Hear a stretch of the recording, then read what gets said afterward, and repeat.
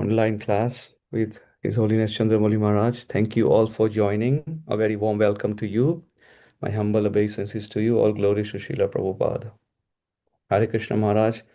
My humble obeisances to you. All glories to Srila Prabhupada. Haribol, glories to Srila Prabhupada. Yes, Maharaj, let me share the verse.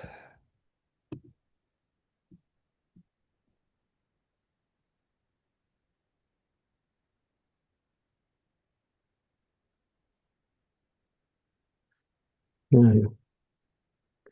So this is the second in a series of 4 verses of the Chatur Sloki, which is the essence of the philosophical basis of the Srimad Bhagavatam.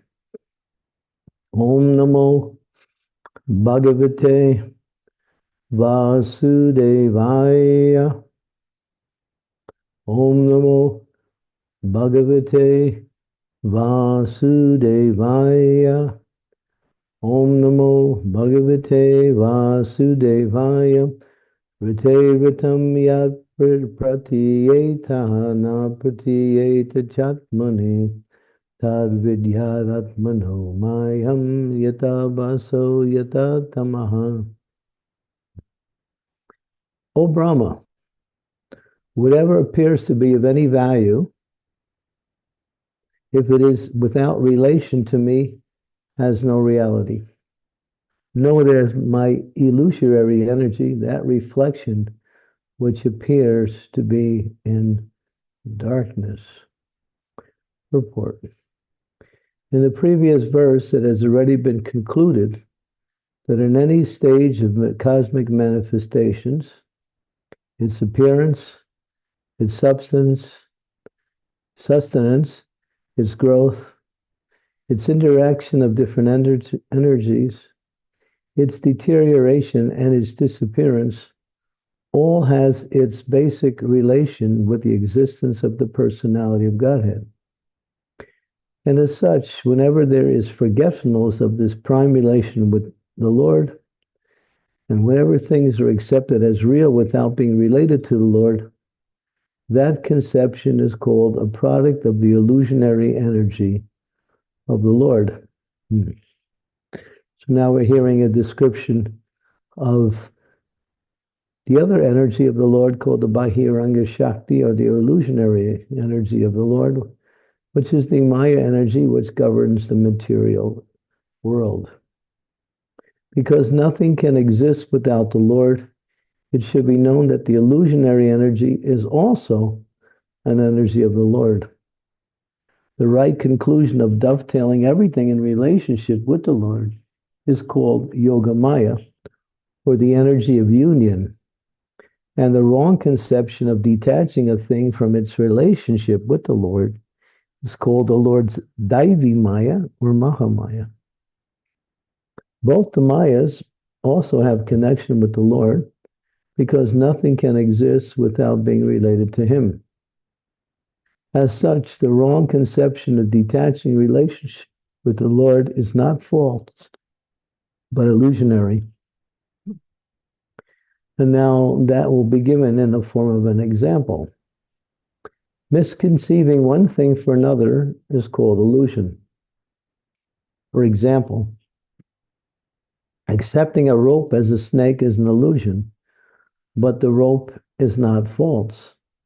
The rope as it exists in the front of the illusionary person is not at all false, but the acceptance is illusionary. Therefore, the wrong conception of accepting this material manifestation as being divorced from the energy of the Lord is illusion, but it's not false. So now we're seeing what is real and what appears to be real but is not real. So there's 2 kinds of falsities here. Yeah, don't put that arrow there. That'll just mess me up. Yeah. And that this illusionary energy is real in the sense that it exists, but because it's separated from the Lord, it is called illusion, or that which is the reflection within the darkness. As the image in a mirror is the image that is being reflected from the outside of the mirror, is not a real person, but still it's a reflection of the real person. It's real in the sense that it exists, but it's an illusion because it's not the person. So this is very important to understand because it really sums up the whole material energy. The whole material energy, that which is disconnected from the Lord, is the Maya energy. That means, how can it be disconnected from the Lord if everything is connected to the Lord? It's how it's being used. If it's being used to fulfill the desires of the living entity to enjoy the material energy, it's a disconnect from the Lord, because the relationship with the living entity and the objects that they use is already connected with the Lord. But the individual living entity is thinking themselves separate from the Lord and thinking that the paraphernalia in the material world is also separate from the Lord. And then that is called illusion, but it's not false. So here, again, anything that appears as apparently not being produced out of my energy is called Maya. Now, the word apparently, you make a note of that, appears as apparently not being produced of my energy, but it is it is produced by his energy. But it is an energy of disconnect rather than the energy of connect. If you can understand how the energies are working. The conception that the living entity is formless, or that the Supreme Lord is formless, is also an illusion. In the Bhagavad Gita 2:12, it is said by the Lord, in the midst of the battlefield, that the warrior is standing in front of Arjuna himself, and even the Lord had all existed before. And now we're talking about the soul. Although the body is changing, the soul is eternally existing. So the forms are changing, but the essence, what is the spiritual element which gives life to the forms, is eternal. But that which is the body or the material energy is temporary, and therefore, in the sense that it's illusion because it doesn't exist within the principle of time. So try to understand this. So everything in this material world is subject to the time element. Therefore, in one sense, it's illusion. But because it exists, it is not false, but it is illusion. Illusion in that it doesn't give the actual merit that it presents itself to give. In other words, there's no happiness here, although there appears to be a pursuit of happiness. Okay? So these same personalities, these warriors, they were existing on the battlefield of Kurukshetra, and they would all continue to be individual personalities in the future also. Even after the annihilation of the present body, and even after being liberated from the bodies of material energy.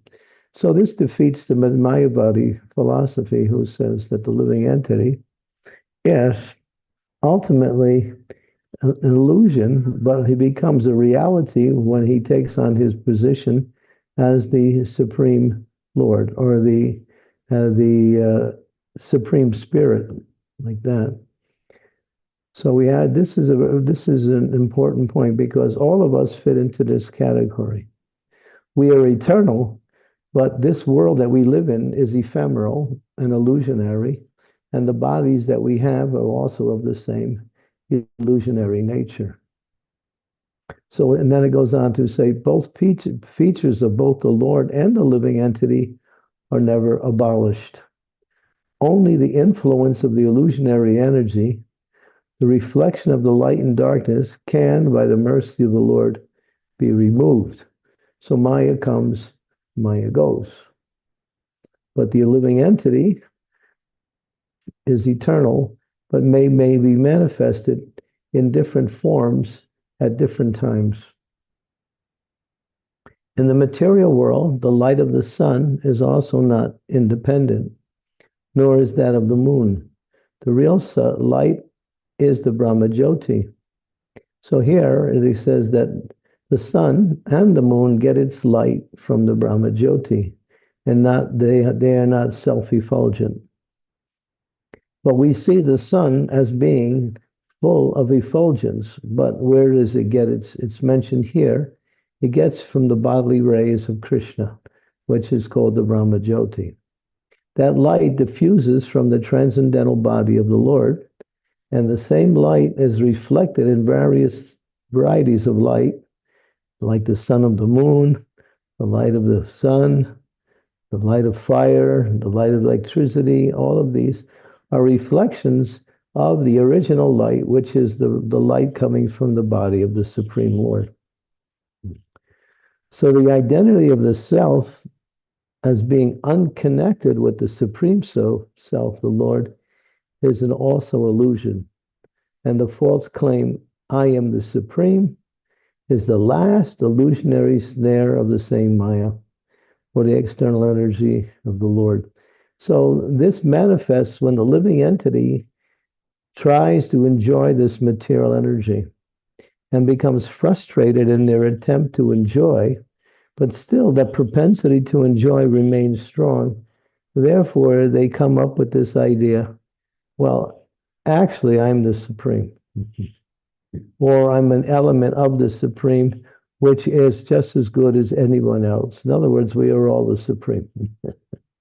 And this is called, the word snare means trap, the last trap of Maya, to think I am the Supreme, or an incarnation of the Supreme. And it goes on to explain. Yeah. The Vedanta Sutra, in the very beginning, affirms that everything is born of the Supreme, and thus, as explained in the previous verse, all living entities are born from the energy of the Supreme Being, the personality of Godhead. So now we come back to the source of all energies, both the material energy and the spiritual energy, are all emanations from that one supreme energy, Krishna. We're getting back, so you're starting to see how the energies are manifested and how they're being described in relationship to the Supreme, and how they're being described outside of that relationship. Brahma himself, Lord Brahma, was born of the energy of the Lord, and all living entities are born from the energy of the Lord through the agency of Brahma. He is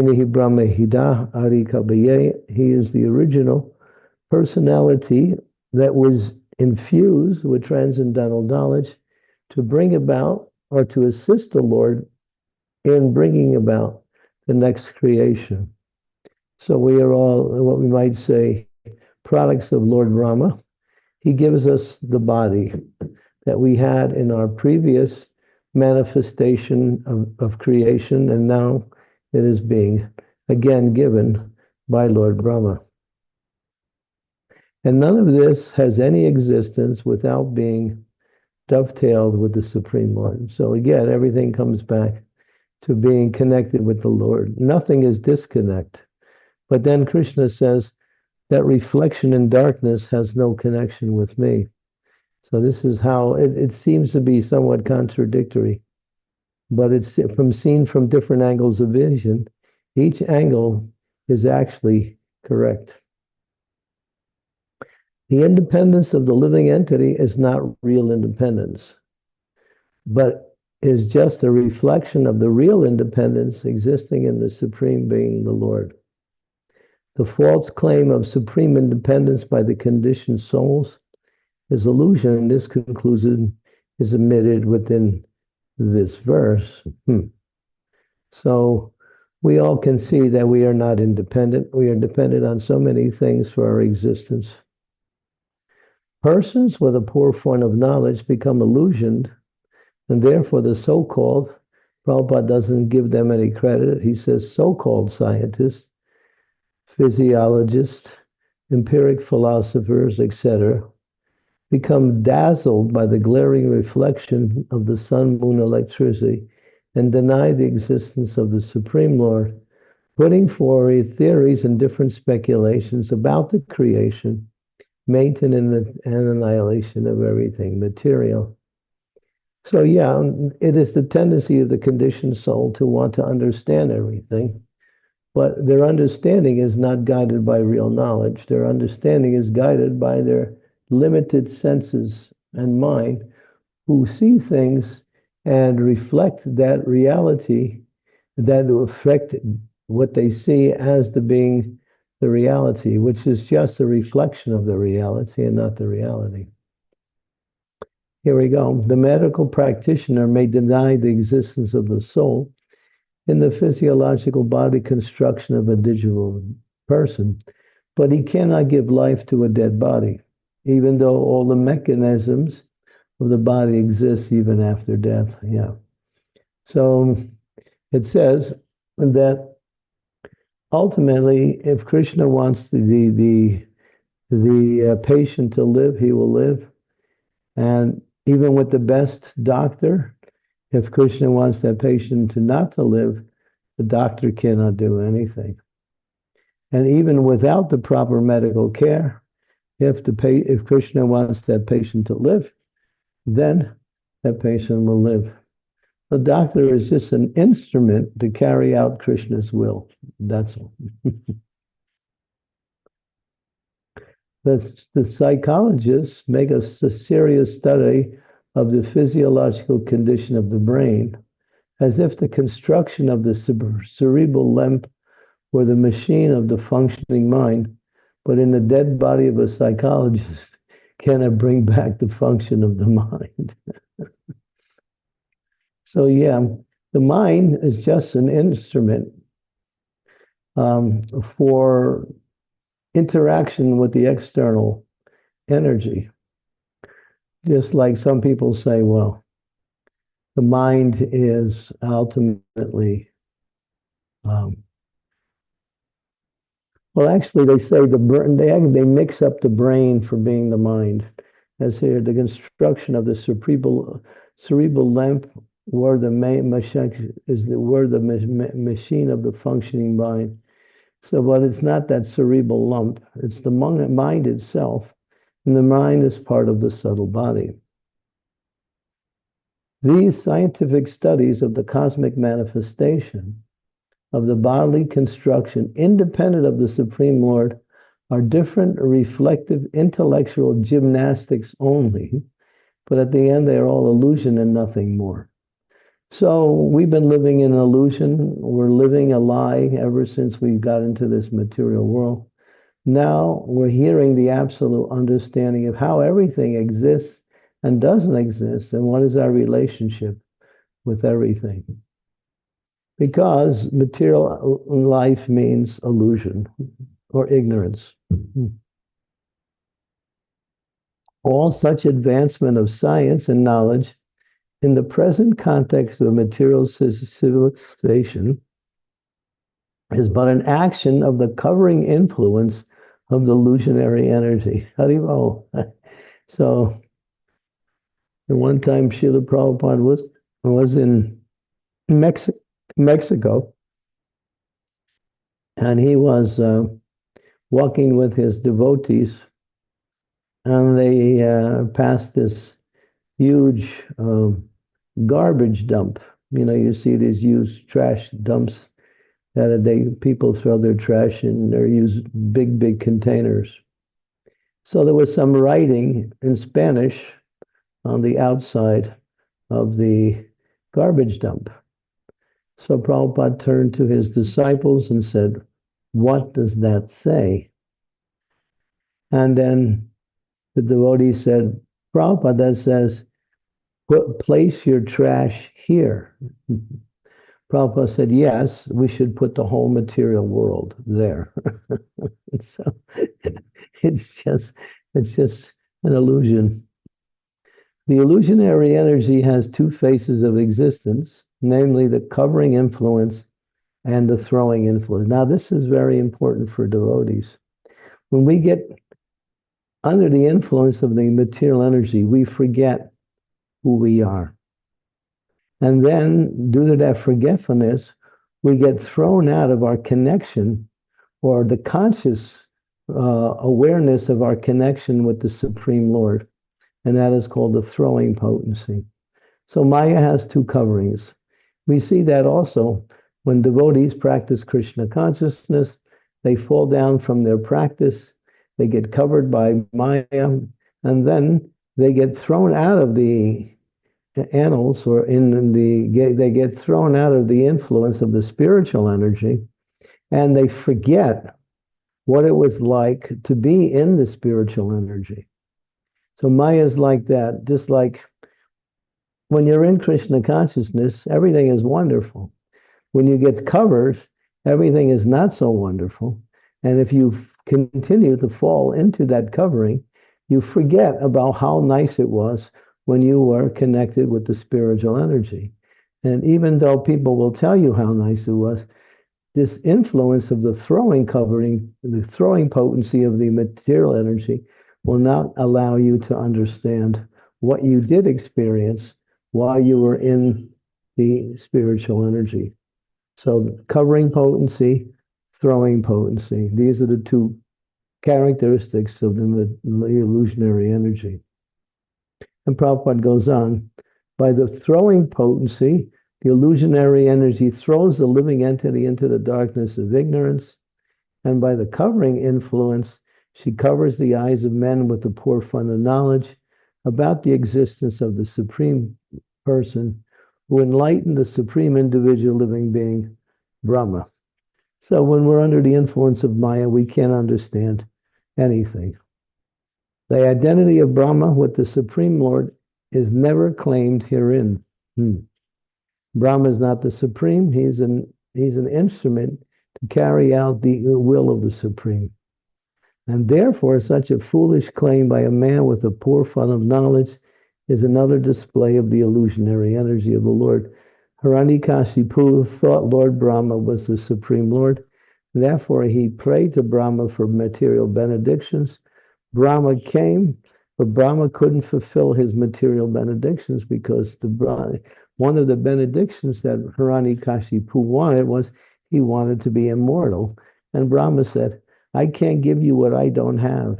I am not immortal, so I cannot give you that also. So Brahma admitted that who he is, that he is simply a jiva who is also within the material energy, but at the same time above the material energy. The Lord says in the Bhagavad Gita, chapter 16, verses 18 through 20, that demoniac persons who deny the existence of the Lord are thrown more and more into the darkness of ignorance. And thus such demoniac persons transmigrate life after life without any knowledge of the Supreme Personality of Godhead. Just like you're just some people you can't preach to. We're going to stop there, so don't go any farther. You can't explain anything because there's so much covered by the illusionary energy. What you're talking about in terms of the spiritual reality or anything about the spiritual reality makes no sense to them. Or they can't even perceive it. Why? Because they're covered by ignorance. Just like a person who has a disease cannot really experience what it's like to be healthy. Even if you explain to him how healthy life goes on, he can't understand it because he's covered by this disease. So this disease of separation from the Lord, as it perpetuates itself, goes deeper and deeper into ignorance. So there's no limit how deep and how far you can go into ignorance. In the same way, There's no limit in how great you can understand your relationship with God and experience that happiness. That happiness is unlimited, and the ignorance of Maya is also apparently unlimited. That means it's so deep that it's like falling down a dark hole and just falling, falling, falling, never hitting the bottom, just falling, falling, falling, falling, falling. Because at one point you will hit the bottom. Okay, so we'll stop there and we'll open it up for discussion. Thank you, Maharaj. So Hare Krishna, dear devotees, we open up for Q&A. You can ask your question by raising your hands, or you can post your questions in the chat window and I can read it on your behalf if you're not able to do so. Another request as well, if you can all turn on your cameras so Maharaj can look at you and you can also have darshan, but also make it more interactive and personal. Thank you.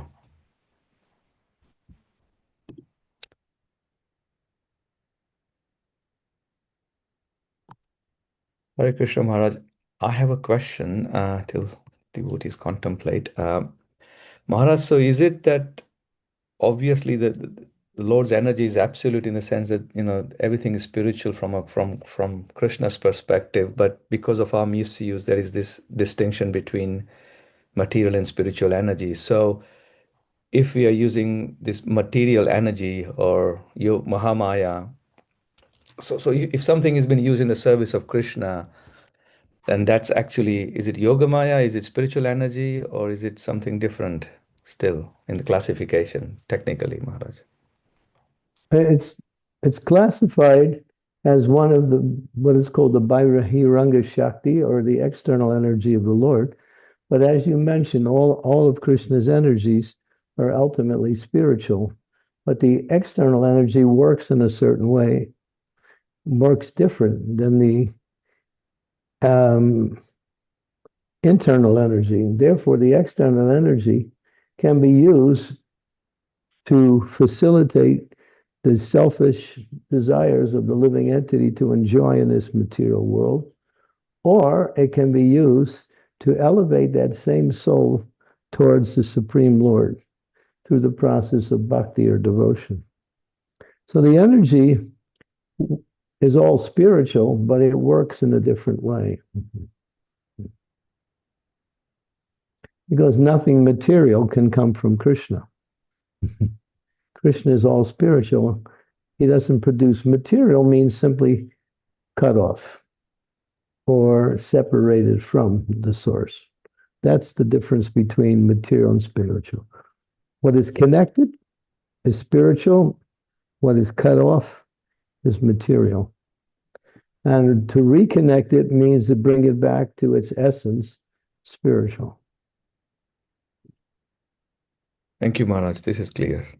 Yeah, and we have an example that some even bodies of some great personalities do not undergo the process of deterioration, even though the soul is no longer within the body, because the body was fully used in the service of the Lord and therefore became spiritualized.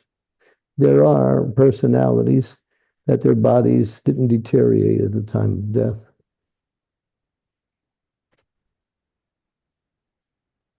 But that's rare. And St. John of the Cross, St. Teresa of Avila, who else?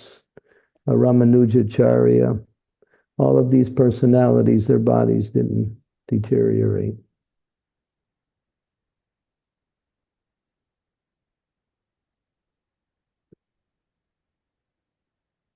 Maharaj, thank you. We have a Shilpesh, question. Shilpesh Prabhu, you have a question? Please go ahead. Hare Krishna Guru Maharaj, please accept my humble obeisances. All glories to Srila Prabhupada, all glories to your lotus feet, all glories to the assembled devotees. Guru Maharaj, I'm just trying to understand all these energies a bit better. And it's very perplexing. When we talk about the Brahman or spirit, it's often said like the Brahman permeates everything. And Krishna, I think in the Gita, says that I am in the atom as well. So are these interchangeable, or is it distinct to say like Vishnu is in the atom, but Brahman is distinct from Vishnu? Brahman, you're talking about Brahman, right? Yes, Brahman, yeah. Yeah. It's not distinct, it's actually his energy. Yeah. Brahman energy pervades everything, which is the as it mentions here in that discussion, we said the light of the sun, the light of the moon, the light of fire, the light of electricity is all coming from the Brahman, or as it mentions the Brahma Jyoti. Jyoti means light, Brahman, Brahman Jyoti. So that light is a spiritual light, which nourishes and energizes other entities with light, such as the moon, the stars, the sun, like that. So all light comes from the Brahma Jyoti and is reflected in the material energy in different ways and varieties. And Vishnu is connected with, or Krishna, the Supreme Lord, is never separated from his energies.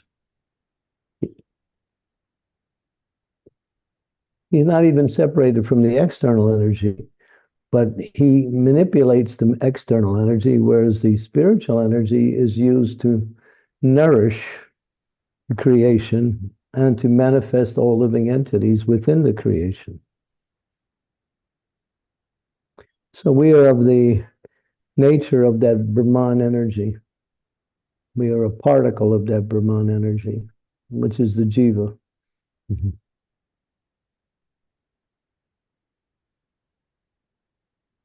And am I correct in thinking that if we see this material energy with our consciousness in relation to Krishna, then that material becomes spiritual? Is it due to our consciousness?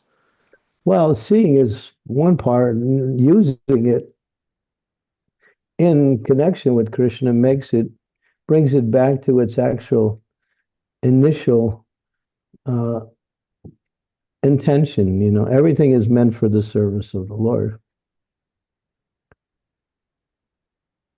To see it is one thing, and you should see it that way. That way, if you don't see it that way, you won't use it that way.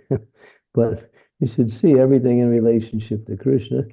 The material consciousness is everything. I am the center, and the external energy is for my enjoyment. But the consciousness of a devotee is Krishna is the center, and everything is meant for the enjoyment of Krishna. And that is the bhakti element that connects Krishna, that connects everything back to Krishna through the process of devotional service. It's never disconnected from Krishna, but it's being used in the wrong way. That's all.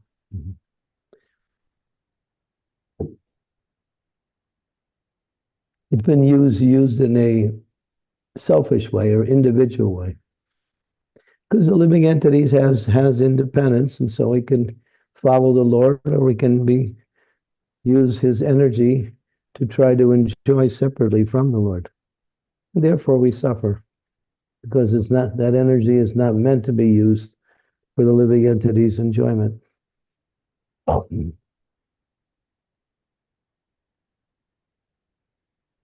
of course, Krishna gives you what you need to live in this world. And that is also, that's the allowance we have. He allows us to have something of this energy in order to maintain our bodies and minds and activities in this world. But everything belongs to him, and everything is connected to him. So we can mess it all up by disconnecting it. That's what we do. That's called Maya. Is it like the difference between using a pen to write a letter to Krishna or to write some kind of made up nonsense? Yeah, exactly. And the pen has its back in its natural, its purpose is being fulfilled. Thank you, Guru Maharaj. It's helpful. Because that pen is part of the external energy.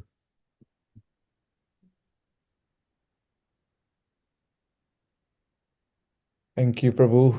Um, Balawan Nitai Prabhu, you can go ahead and ask your question.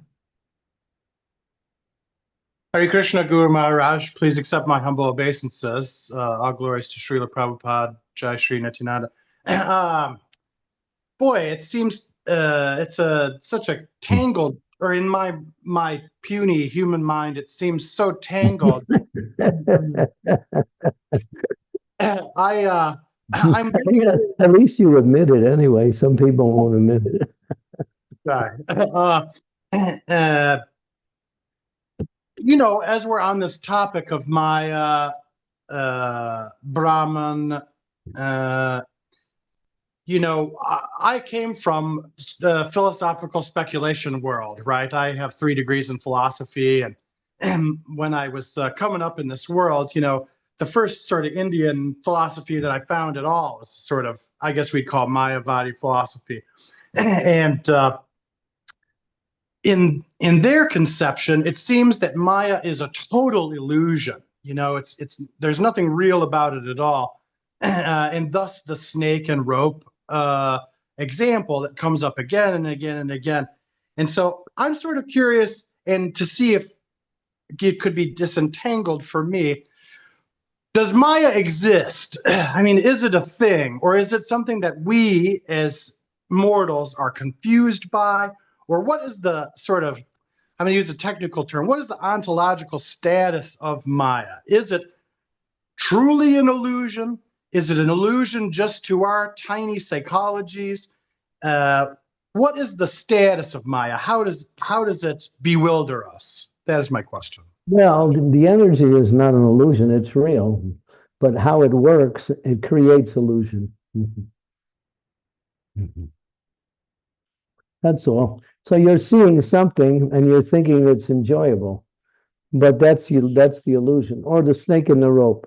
The Mayavadis say to mistake a rope for a snake is an illusion, and they say both the snake and the rope don't exist. But we say the rope and the snake does exist, but to take one for the other is the illusion. Take this material world as a reality is the illusion, but it exists. But it's not the reality as the spiritual world, as Krishna says in the verse. It's my reflection in darkness, but it's a reflection of the reality. So Maya is a reflection of the reality and not the reality. But the reflection is also real, but what it is simply a reflection. So you can't be happy eating food in the mirror. You can put your food in the mirror, in front of the mirror, and you try to put your hand into the mirror and eat the food. You might have a problem there. So, but the food exists and a reflection exists. But the reflection is not what the living entity can enjoy or interact with. It's simply a reflection. So this material world is called a perverted reflection of the reality. Just like there are families in the spiritual world, there are male and female in the spiritual world, there are conveyances in the spiritual world. Everything we see in this material world also exists in the spiritual world, but in its pure essence. It's not subject to the time factor, nor does it change. Here, this world is always changing. And therefore, what's existing at one time no longer exists anymore. That's the illusion. You might think, well, I'm such a handsome guy, and I can attract so many girls. But then you wait about 30 years from now, nobody will look at you, Truly. So that's just the way the time factor works, which is the element that moves everything in the material energy. And that's the reflection in the darkness. But the reality is the spiritual world, and what is reflected is the material world. That's all. So don't try to eat the apples in the mirror. Go for the real apple in the spiritual world.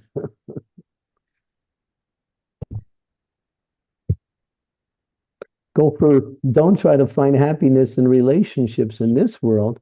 Find happiness in relationships with Krishna. And then once you attain that relationship with Krishna, all other relationships have a reality that is fulfilling, because the fundamental principle of relationship has been connected, our relationship with Krishna.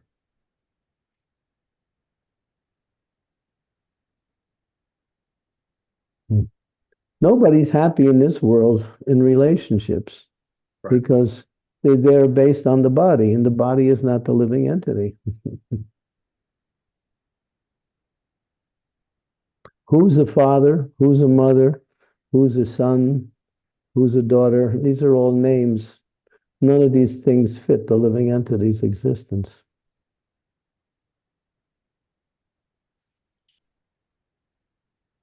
This is the world of names. That's all.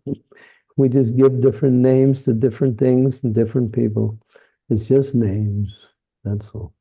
The only reality is Krishna, and the reality is reflected in this material world as the living entities. So we are real. Krishna is real. Everything else is an illusion. Why? Because you can't find satisfaction in something that is temporary. Because you are not temporary, you're eternal. You're not this body, you're spiritual. But body relationships, some people try to make something happen on that body relationship, but the time factor changes everything. Nobody wants to be happy for a few moments. Everyone wants eternal happiness, because that's the nature of this living entity's existence. Our nature is ananda. We want happiness all the time. Why? Because we are happy all the time. But we can't find that happiness in a place where everything is temporary. And that's the illusion. Does that make sense? I mean, yes. It seems to me from the description just now, the fleeting nature of the appearance of reality to my tiny human mind, that's where the Maya is functioning. right. The entities themselves, Don't get object, stuck. Don't get stuck in time. don't get stuck in time. Yeah. See everything as the energy of the Lord for the service of the Lord, and not for your own enjoyment. That's the essence. Krishna will give you enjoyment when you connect with him through the process of bhakti. Then you experience enjoyment. And even relationships are there on the spiritual world, on the spiritual platform. So we can have a loving relationship with living entities in this world when we connect that relationship to Krishna. Yeah. That's why we have what is called the spiritual family. Because Krishna is the source and everyone else is a product of Krishna's energy. We're all spiritual. Although we may inhabit different bodies, these are ephemeral and subject to the time element. So our relationship with Krishna and our relationship with the living entities we establish in this world during the time we become Krishna conscious also can manifest itself it will manifest itself in eternity. Well, if we build relationships based on the body and sense gratification, that relationship has no substance to give us satisfaction, and in due course of time, it's finished. That's why Krishna says this world is dukkhalayam asasratam. Dukkhalayam means miserable, This sasvata means temporary. This world is miserable and temporary. It sure is. Thank you very much. You have just given a confirmation of the principle of where real happiness is.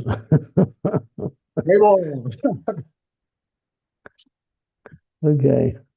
Thank you, Prabhuji. Just keep having kirtan and serve the devotees. Everything will become clear. Thank you so much, Guru Maharaj. Appreciate it. Yeah. Thank you. Thank you. Shiva Kumar Prabhu, you can ask your question, and then Sridevi Mataji, you can go next. Thank you. Thank you. Hare Krishna Maharaj, please accept my humble obeisances at your lotus feet. All glories to Srila Prabhupada. So Maharaj, speaking on this topic of illusion and reality, just had this question, Maharaj, for a sadhaka who is not perfected it and still fighting with the conditioning, does this mean it's not 0 or 1? It seems it's in between. Like I act on the platform of Krishna consciousness. I try to act, and also I succumb to the conditioning that I have to think that this world is reality, and Yeah, you're in between means well, it depends which way you're moving. Are you moving towards the material or you're moving towards the spiritual? But you're not staying still, that's for sure. You're moving towards the 0 or you're moving towards the 1.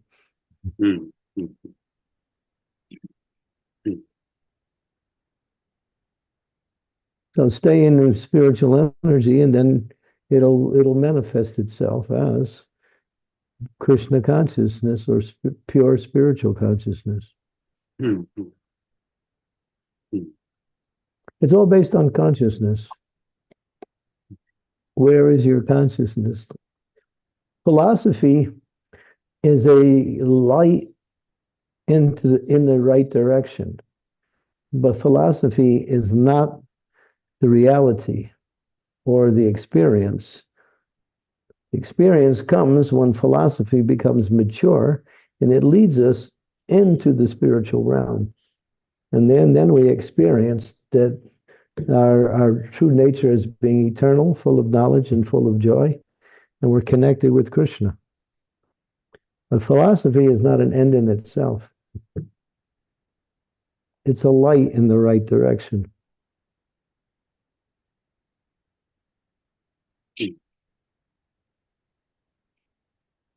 Don't get stuck on the philosophy.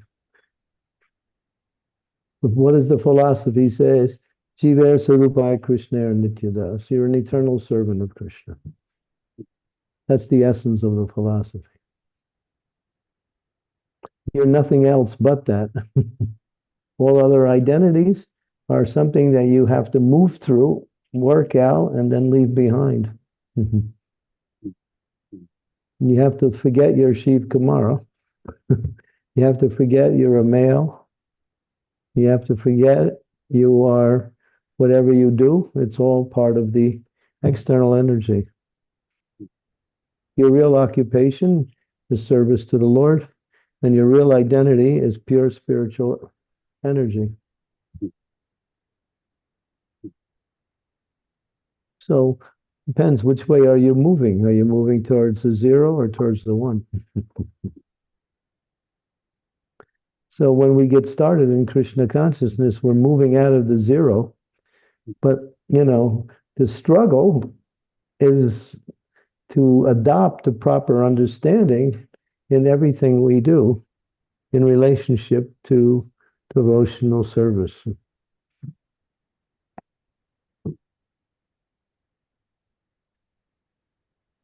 That we're meant to serve the Lord. That's all.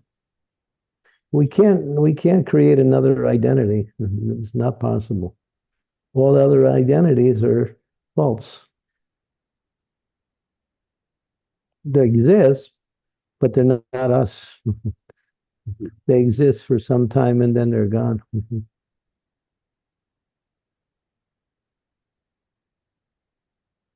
Just like you go to sleep at night, and you can dream of so many different kinds of dreams, but then when you wake up, you come back, oh, that was all a dream. All those identities I had in, it's all some imagination. So the Shastras say, the Acharyas say, Jeev Jago, Gaura Chanda Bole, Gota Nidra Jayomaya, Pisa Chita Kole. Wake up. Wake up from this illusionary energy.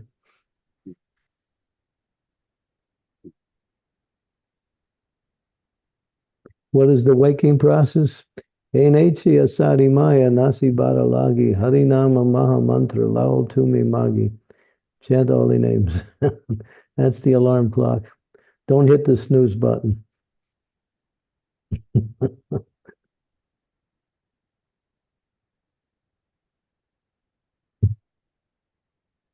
Maharaj, just one follow-up question, Maharaj, on this topic from your answer. Something that I'm struggling with, Maharaj. Like for someone like me who has taken up Krishna consciousness a little late in this birth, having spent a significant part of time in material life, and then I've taken up to the path. There are few things that are actually put into use in Krishna consciousness. Like, for example, the interest to study, the enthusiasms to study and analyze, the analytical skills basically, and the facilities that I acquired now, which are helping me not to go, not to be dependent on the material energy, but to invest my time and energy into the spiritual pursuit. So there are things that I have taken from the material life that I am using it for Krishna consciousness. But I'm not able to, I'm finding it difficult to reject the whole experience as illusion, because there are things that I've taken it and using it in the service of Krishna. So I just wanted to hear a few words around that from you, Maharaj. Something that can be used in the service of Krishna, principles of knowledge.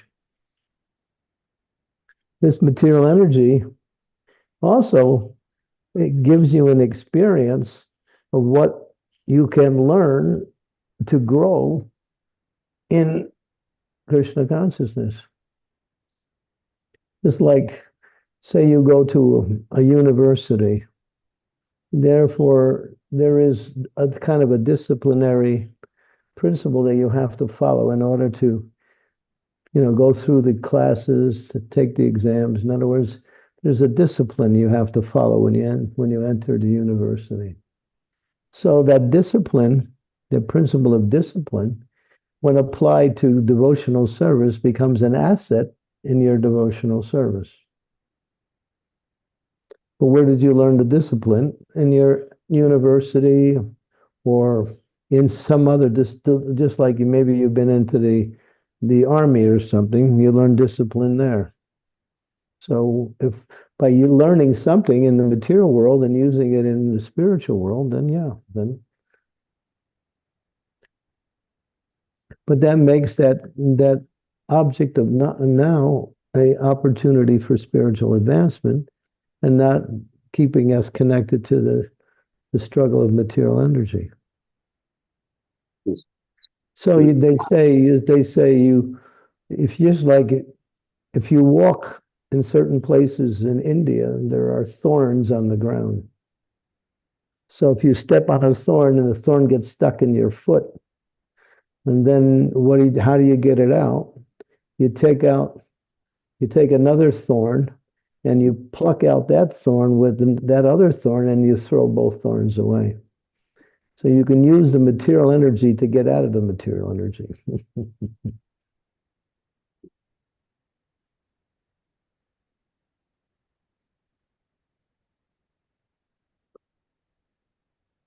Yes. Thank you. Is that clear? Yes, Maharaj. It's clear. Thank you so much. Okay. Thank you, Prabhuji. Sridevi Mataji, you can go ahead. Thank you. Dear Maharaj, please accept my humble obeisances. All glories to Prabhupada. All glories to you, Maharaj, for enlightening us on this very important topic. I don't have so much a question as something to relate. Today morning, as the morning program was over and we were walking out of the temple, His Holiness Bhakti Raghav Maharaj said now the sun is going to be more and more, coming up. It's the end of the rainy season. So we are going to have more of the sun. And I said, yes, now is the beginning of second summer in India. There's something known as second summer. September and October are very hot. And then November, you have the winter again coming on.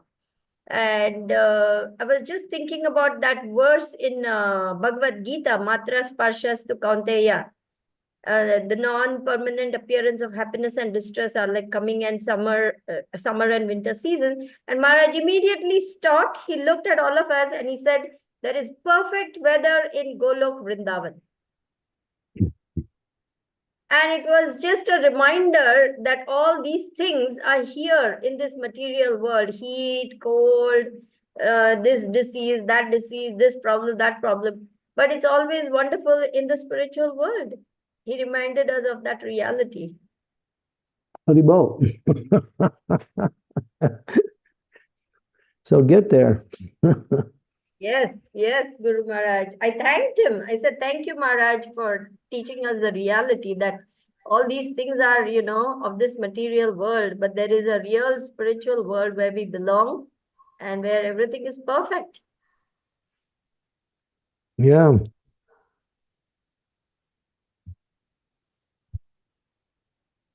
We got to get out of this place. It's the last thing we ever do.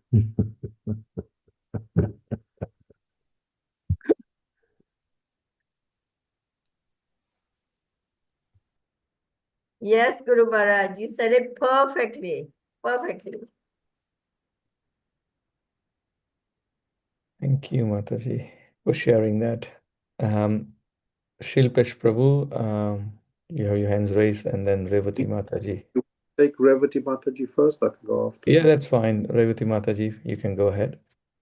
Thank you, Prabhuji. Hare Krishna Guru Maharaj, please accept my humble obeisances. All glories to Srila Prabhupada. Thank you very much, Guru Maharaj, for such a nice class. I always have this in my mind, like we are here because we want to enjoy independently without Krishna. We had that desire, so that's why we are here today. But now, like we have understand, like because of our spiritual master's mercy, that we don't want to be in this material world, and we are trying to enjoy without Krishna. But sometimes I feel like Maya is, like I was here explained today, like covering influence and throwing influence. As devotees, we are constantly attacked by Maya, and we don't even realize we are in that Maya. And after a while, we realize, oh, okay, I'm like in that Maya. And again, we try to come back. And this cycle is kind of repeating. And I always have that being in this material world, is it possible to completely like come out of this Maya? Yeah, you're in what is called unsteady bhakti. But bhakti on a certain level remains unsteady.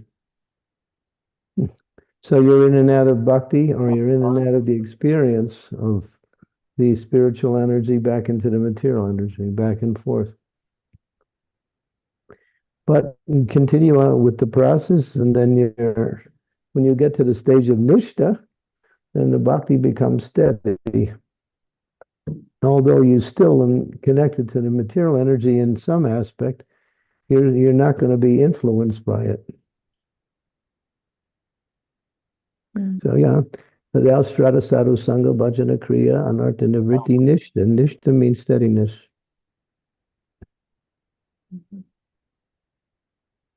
When your bhakti has become steady. So just a desire is not enough, Guru Maharaj. Like No, you have those things that are causing you to become unsteady. You have to remove, and they are called the anarthas, or those which block your progress in spiritual life.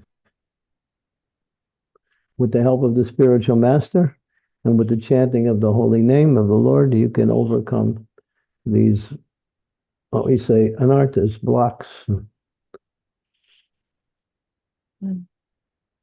And learn what the anarthas are and how to overcome them. if you don't know what they are, you might be feeding them at the same time thinking you're engaging in devotional service.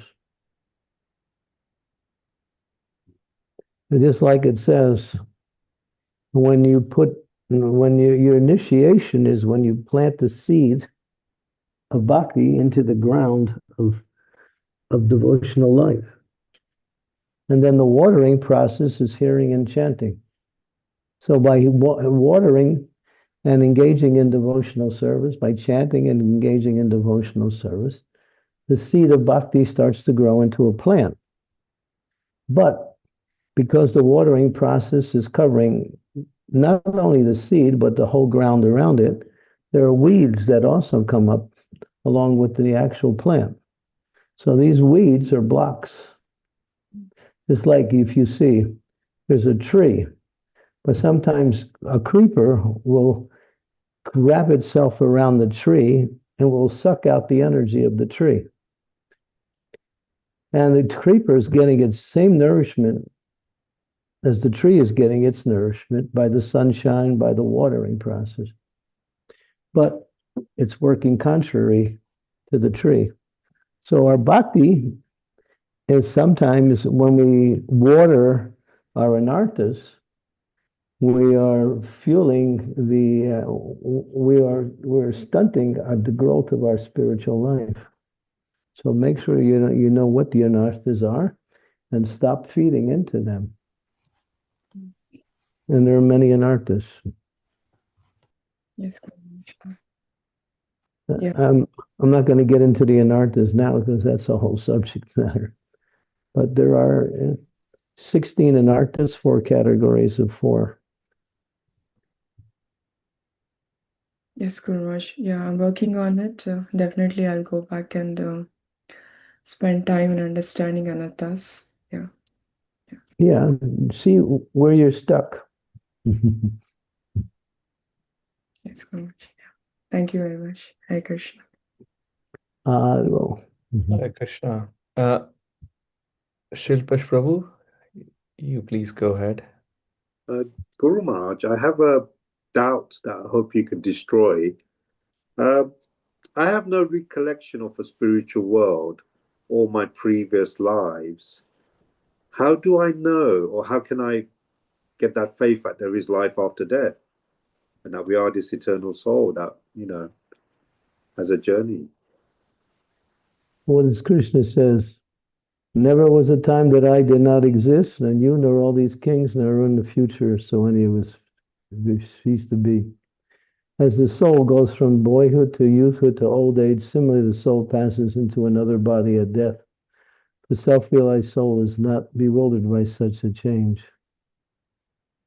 The soul, just like one puts on a pair of clothes one day and takes off those clothes and puts on a different pair another day, so the soul takes on different bodies as if it's changing clothes, life after life. The whole second chapter of the Bhagavad Gita, starting with verse number 12, all the way up to verse 29, talks about the difference between the soul and the body. One is eternal, one is temporary, one is material, one is spiritual.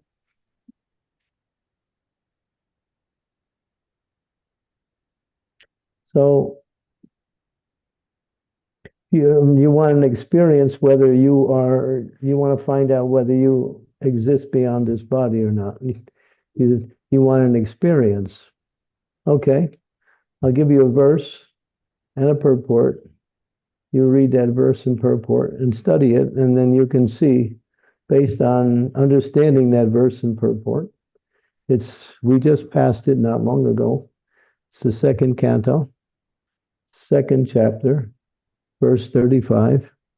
Read the purport, and Prabhupada, from an empirical perspective, shows you or teaches you how you can see yourself different from the body using empirical knowledge, empirical observation. Yeah, so it's possible. It's the personality of Godhead, Lord Sri Krishna, is in every living being along with the individual soul. and this fact is perceived and hypothesized in our acts of seeking and taking help from the intelligence. That verse?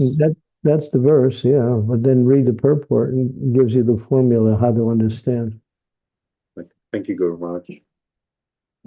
Read it over and over because you might find it not so easy to understand, but it's understandable.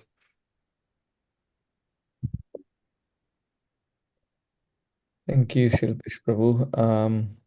Shiva Kumar Prabhu, you have a new question, I guess, right? Yes. Yes, please go ahead. Maharaj, just one more question, Maharaj. When we talk of this happiness, material happiness, and the happiness in Krishna consciousness, Maharaj, we also hear and learn that we have to get rid of this idea of I am the proprietorship, controllership, and enjoyership, the sense of proprietorship and controllership and enjoyership. So once I renounce the thought that I am the enjoyer, I just wanted to understand, Maharaj, how should we process the happiness that we experience in Krishna consciousness? That it is different from the happiness that we get out of material experience, Maharaj. Yeah, coming from the soul, not from the mind.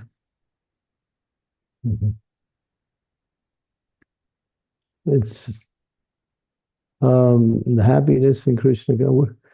There's verses that illustrate this point.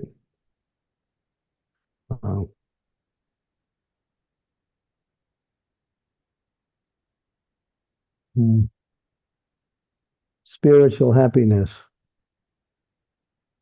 You want to know what spiritual happiness is? Yes.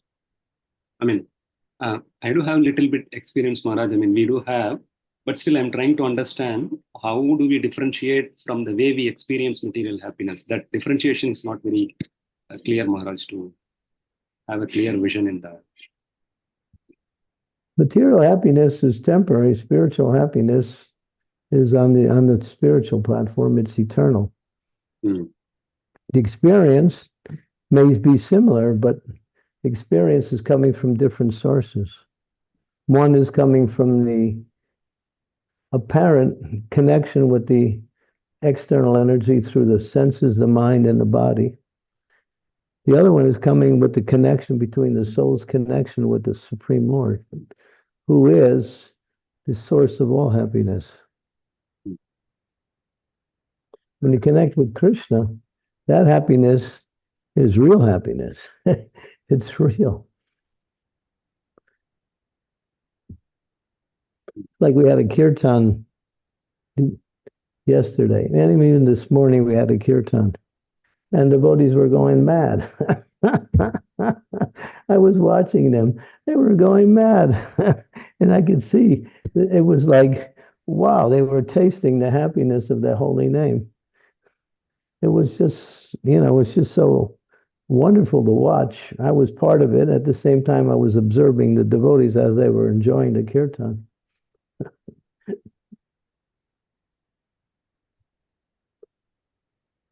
The chanting of the holy name is immediate happiness.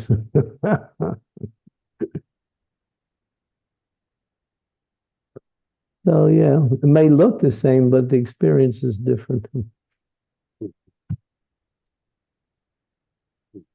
Material happiness, when it's over, it leaves you in a lower position than you were before you had it. Spiritual happiness, when it's over, or at least subsides for a little while, leaves you still happy or satisfied.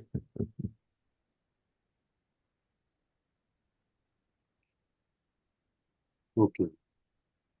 So, Maharaj, just to confirm from your answer, Maharaj, the material happiness is the source of material happiness is just the sense objects, and but the spiritual happiness is actually the source is Krishna, and it's coming from Krishna.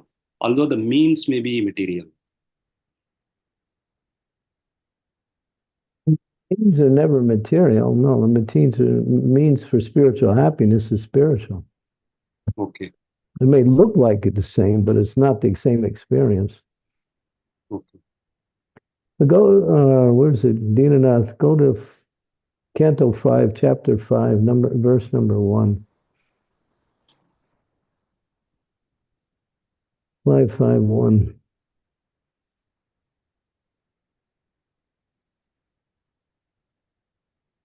Yes, Maharaj, I'm sharing.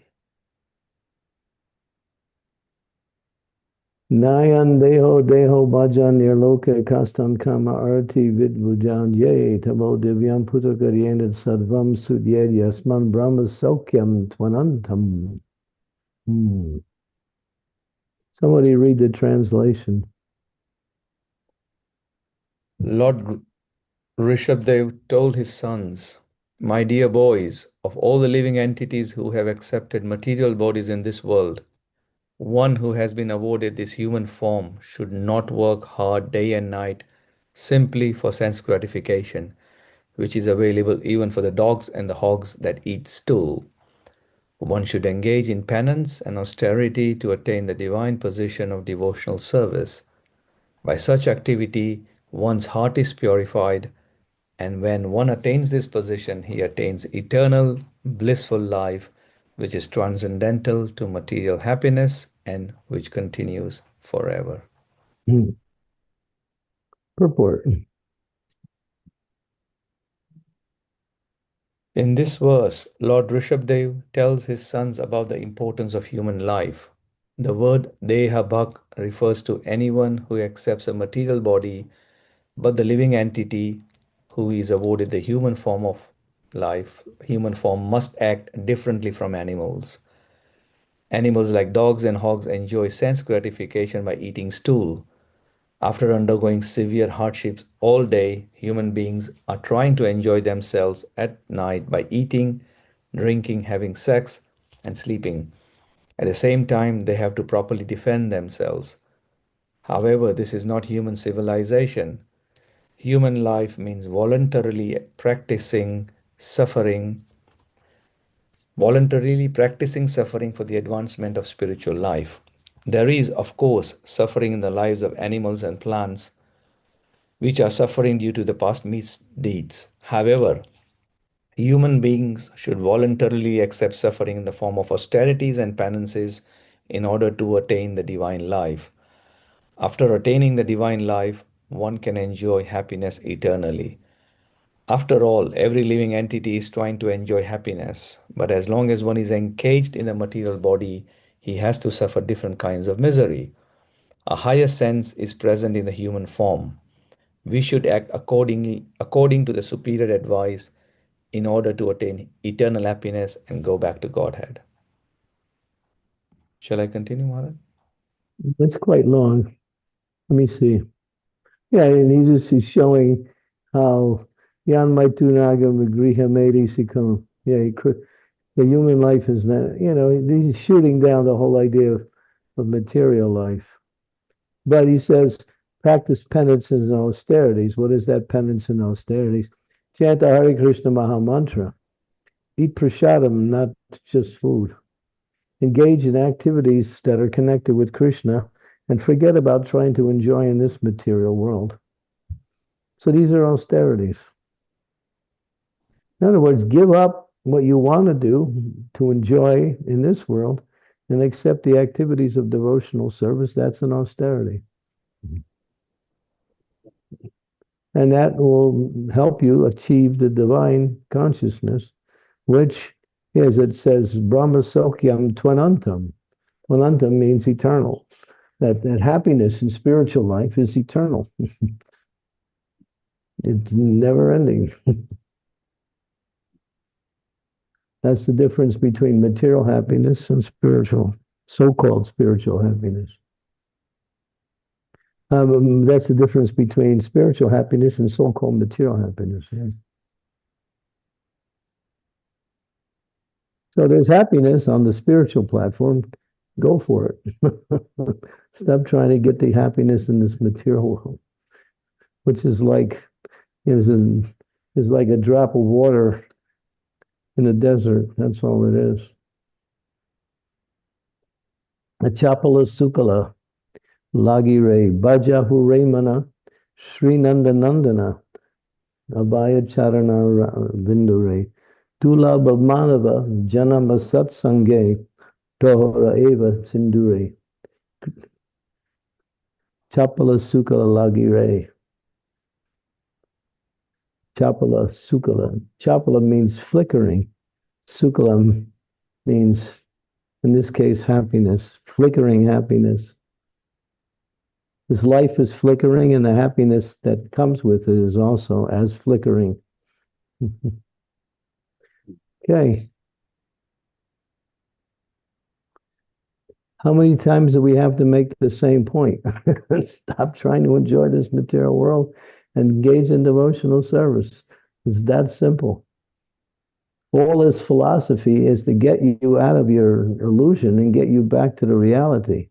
But to sum it all up, stop trying to enjoy this material world and start trying to just engage in devotional service. That's the culmination of all philosophy. Quite simple, but we want to complicate everything.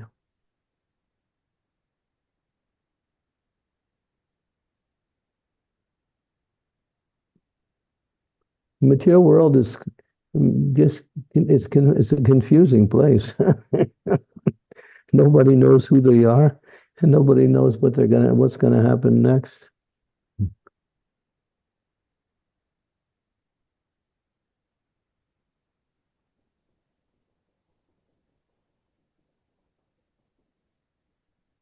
Thank you so much. Thank you. Hare Krishna. Okay. Thank you, Prabhuji. Very simple, the process. Just do it. We can feel it's nice to discuss philosophy, but we have to come to some understanding based on the discussion. If philosophy leads to more philosophy, to more philosophy, to more philosophy, then we get stuck as a jnani. We don't want to become jnanis, we want to become bhaktas, not jnanis. Jnanis just philosophically speculate forever, trying to extricate themselves through philosophy. Yes, we should ask questions. Yes, we should get answers. Yes, we should understand the principles. But ultimately, if you don't engage in devotional service, all your philosophy will simply keep you confused. That's all. Serve.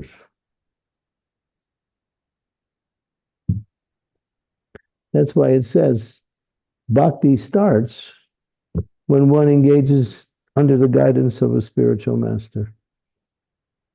Before we're initiated, we're learning the process. We're getting the feel of the water before we jump in and try to swim.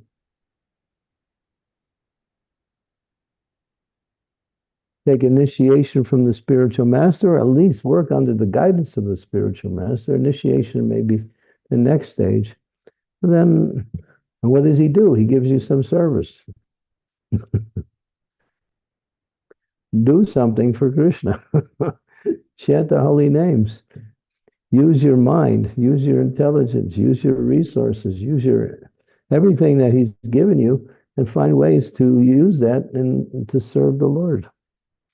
You were saying that certain things you learned in the material world is helping you in the spiritual aspect. Okay, now use those things to serve the Lord.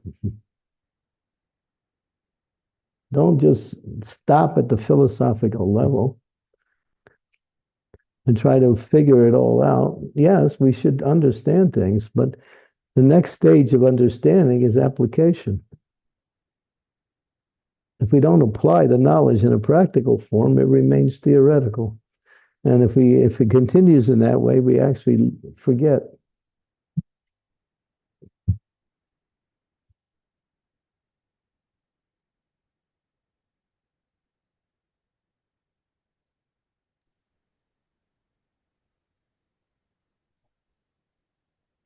Thank you, Maharaj. Okay, anything else before we end? No questions in the chat window, Maharaj. Okay, so tomorrow we'll do the second half of the same verse. Yes. So you don't get too bewildered. read the rest of the verse.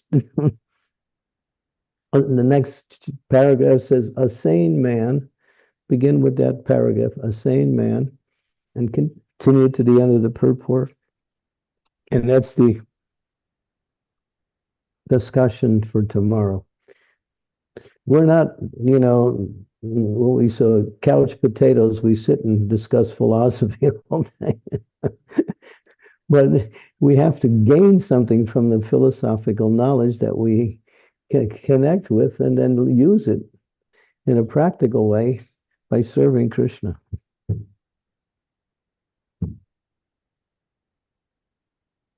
Yes, Maharaj. As the logo of Nike says, just do it. Yeah. Just got to do it. Just do it. Maharaj, I want to go to temple, but I have no time. Just do it. Quit complaining about no time. Just do it.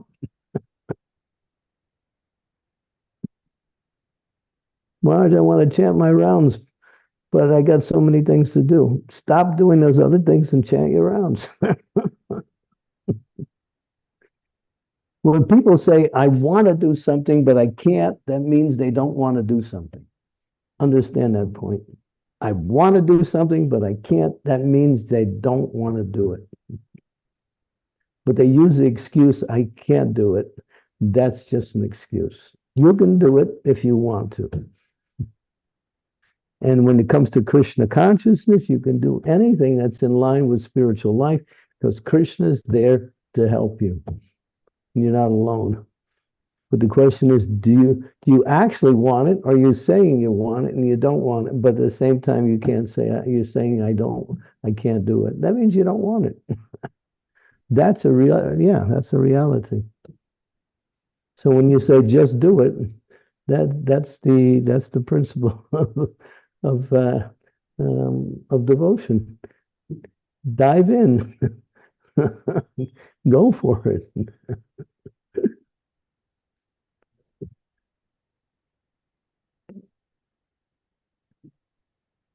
Hey, thank you, Maharaj. So with your permission, we'll conclude today's class. Just do it. Vansha kalpatarubhyascha sindhubhya cha patitanam pavanebhyo Vaishnavebhyo namo namaha. Samaveta Thank you all for coming tomorrow.